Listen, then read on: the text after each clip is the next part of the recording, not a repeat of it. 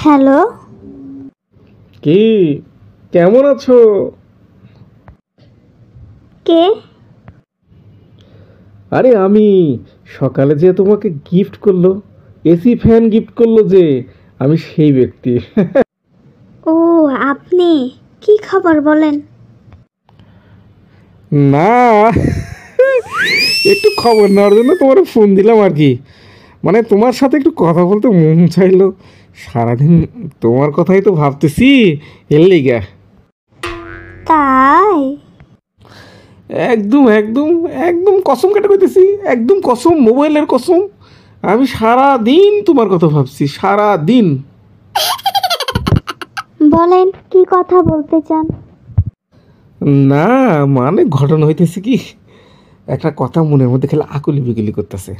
ওই কথাটাই আমি তোমার কইতে চাইতেছিলাম। মানে ওই প্রথম দেখার থেকেই আমার ভিতরে কেমন যেন আল্লাহ আমার শরম করতেছে। আমি তোমার আই লাভ ইউ। ও মা, সত্যি? আমিও। ওরে আল্লাহ, কি খুশি আমার লাগতেছে, সত্যি কথা কইলা। আজকে আমার তো চান রাত্রি। হান্নান ভাই তো একেবারে দোকানপাট দিয়ে বিধি কিচ্ছে অবস্থা। বেচা কিনাও খুব ভালো। শুনে খুব ভালো লাগলো। আপার কপালে সুখটা হবে তাইলে। মানে হান্নানের ভালোতে আপার ভালো হইবে কেমনে? আপনার সম্পর্ক ভেঙে দিছে? এইসব অভিনয়।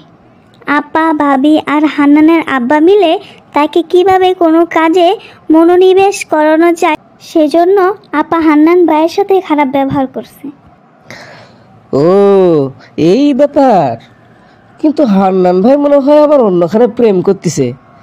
কালকে তার দোকানে গিয়ে দেখলাম একটা মেয়ের সাথে। তারা জিজ্ঞেস করলাম, কথাবার্তার ভাবভঙ্গি তো বেশি সুবিধার মনে হইল না। আমার তো মনে হয় আবার প্রেম শুরু করেছে। কয়টা দিন অপেক্ষা করো, সেটাও হান্নান বাইরে হিট দিয়ে সেকা দিয়ে চলে যাবেন। তাইলে বৌমা, আর কোনো অসুবিধা নাই তো? বাতিদারে ফোন করে সব বলছো তো? হ্যাঁ চাচা, আপনার বাতিজারে সব বলছি। তাইলে মা ওই কথাই রইলো। আগামী শুক্রবার দিন ফাইনাল করলাম। মা জুলেখা, তোমার আপত্তি নাই তো? আমার আর কি আপত্তি চাচা, আপনারা যা ভালো মনে করেন। আচ্ছা মা, আমি তাহলে আসি। ওইদিকে তো আবার মেলা জোগাড় যন্ত্রপাতি করতে হইব, অনেক আত্মীয় স্বজন দাওয়াত করতে হইব, কত কি। আসি মা।